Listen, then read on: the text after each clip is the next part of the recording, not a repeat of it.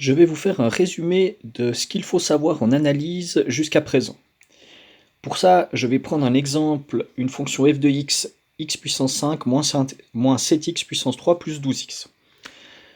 Donc si vous regardez les anciens examens, vous verrez qu'il y a un peu toujours les mêmes questions qui sont posées, et on va regarder maintenant ensemble avec cette fonction ce qu'il faut savoir pour le moment. Première chose que nous devons connaître sur les fonctions, c'est trouver l'ensemble de définitions. Donc l'ensemble de définitions qu'on note soit ensemble de définitions de f, soit d de f, comme ceci. L'ensemble des définitions, ça va nous donner tous les x qui ont une image lorsqu'on applique la fonction. Donc, en règle générale, l'ensemble de définitions, ça va être R. Donc, l'ensemble de définitions sera la plupart du temps tous les nombres réels, sauf un certain nombre d'exceptions. Quelles sont les exceptions? Donc, on doit faire attention à un certain nombre de cas. Premièrement, si on a une division, si on a une fonction en haut et qu'on divise par quelque chose, alors attention, A doit être non nul, on ne doit pas diviser par 0. Donc ça, c'est la première chose à laquelle on doit faire attention. Donc exemple, si je prends 2 sur x moins 3 comme fonction, eh bien, x ne pourra pas être égal à 3, parce que dans ce cas-là, je diviserai par 3. Donc l'ensemble de définition de cette fonction, ce serait tous les nombres réels auxquels on enlève le nombre 3, pour ne pas avoir de division par 0. Donc ça, c'est le premier cas où on doit faire attention, c'est s'il y a le risque que l'on puisse diviser par 0, il faut enlever les valeurs de x qui provoquent ceci, donc qui divisent par 0.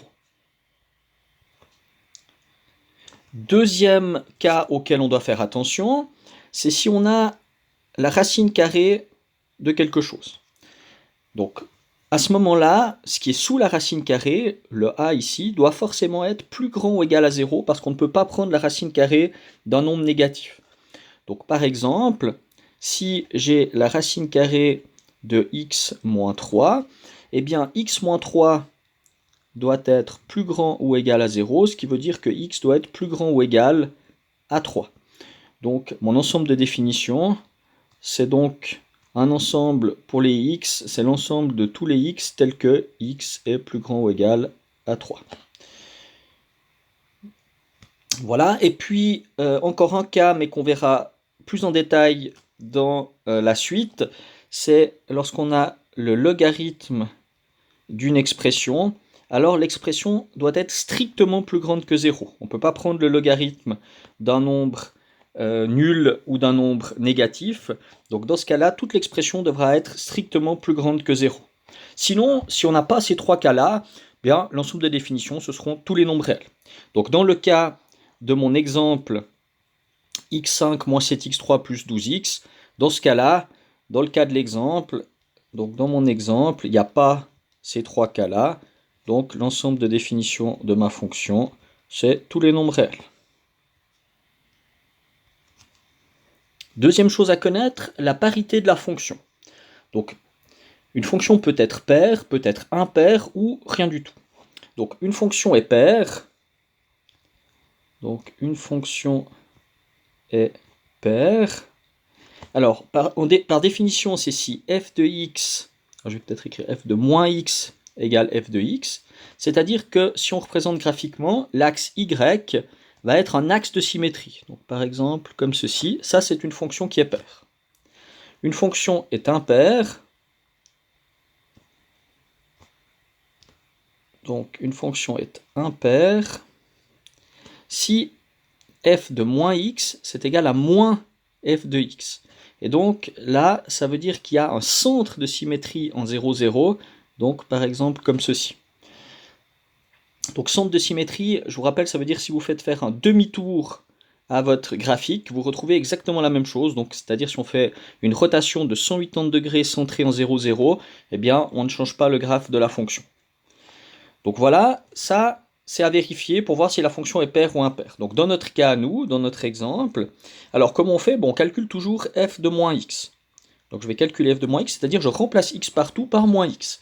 Donc ça va me faire moins x puissance 5, moins 7 fois moins x à la puissance 3, plus 12 fois moins x. On calcule ce que ça donne. Donc, moins x à la puissance 5, comme c'est une puissance impaire, le moins va rester, ça va faire moins x puissance 5.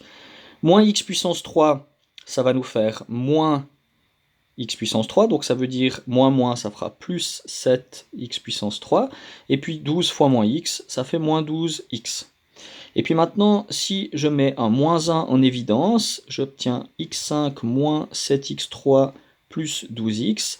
Et ça, je vois bien que c'est exactement moins 1 fois la fonction f de x. Donc ça, c'est bien égal à moins f de x. Donc j'ai obtenu exactement la même expression, mais avec tous les signes inversés. Donc f de x est bien égal à moins f de x. Donc dans notre cas, la fonction, elle est impaire. Ce qui veut dire qu'il y aura un centre de symétrie en 0, 0 quand on va la représenter graphiquement. Troisième chose à connaître, c'est pouvoir trouver les intersections du graphe de la fonction avec les axes OX et OY. Donc commençons par OY. Donc OY, c'est la recherche de l'ordonnée à l'origine. Donc l'ordonnée à l'origine. Donc ça, c'est facile à calculer. Il suffit de calculer f de 0, c'est-à-dire remplacer x par 0 dans l'expression de la fonction. Dans notre cas, ça fera 0 à la puissance 5 moins 7 fois 0 plus 12 fois 0, c'est-à-dire 0. Donc dans notre cas, dans notre exemple, eh bien, la fonction elle va passer par le point 0, 0. C'est l'ordonnée à l'origine, donc l'intersection avec l'axe y. Deuxième partie, on va chercher les zéros de la fonction. Donc les zéros de la fonction, ce sont les intersections avec l'axe OX.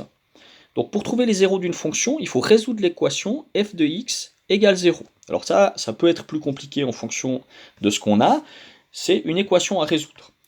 Donc le but, c'est d'essayer de factoriser au maximum. Et puis si on tombe sur du degré 2, on peut utiliser la formule pour trouver les solutions. Donc si on fait le cas de notre exemple, on doit résoudre x puissance 5 moins 7x puissance 3 plus 12x égale 0. Et donc ça, évidemment, on ne peut pas le faire avec une formule directement, on va essayer de factoriser. Donc on commence par mettre x en évidence, puisqu'il y a des x partout, ça va nous faire x4 moins 7x carré plus 12 égale 0. Une fois qu'on a ça, on va essayer de factoriser le polynôme qui se trouve dans la parenthèse. Alors, normalement, des x puissance 4, c'est pas forcément facile, mais comme toutes les puissances sont paires, on avait vu ça en début d'année, on peut poser que x carré c'est égal à y, et puis on fait notre changement de variable, on aura donc y carré moins 7y plus 12 égale 0. Une fois qu'on est là, on peut factoriser le polynôme en y. C'est un trinôme unitaire de degré 2. Donc on cherche deux nombres dont le produit fait 12, la somme moins 7. Ça va faire y moins 4 fois y moins 3. Et puis maintenant, on peut remplacer. On va remplacer y par x carré. Donc on obtient x qui multiplie x carré moins 4 fois x carré moins 3. Et ça doit être égal à 0. Maintenant, on essaye encore de factoriser les polynômes qui sont de degré 2, donc x carré moins 4, c'est a carré moins b carré, donc x moins 2 fois x plus 2, et puis l'autre, on fait la même chose avec x moins racine de 3 fois x plus racine de 3. Racine de 3, c'est pas un nombre entier, donc on va le laisser sous forme de racine. Donc voilà, là on a parfaitement factorisé notre polynôme de degré 5 en 5 polynômes de degré 1, 5 facteurs. Et donc, pour trouver les solutions de cette équation, il suffit de chercher les solutions de chacun des facteurs. Donc, les solutions ici de notre équation pour x, on aura donc moins 2, moins racine de 3, 0, plus racine de 3 et 2. Voilà, et donc, les intersections avec l'axe x, on aura donc les points moins 2, 0, on aura le point moins racine de 3, 0, le point 0, 0 qu'on avait déjà sur l'axe y, le point racine de 3, 0, et le point 2, 0. Donc il y a 5 zéros, il y aura 5 intersections du graphe de la fonction avec l'axe OX. Voilà, c'est la fin de la première partie. Je ferai la suite sur une deuxième vidéo pour pas qu'elle dure trop longtemps.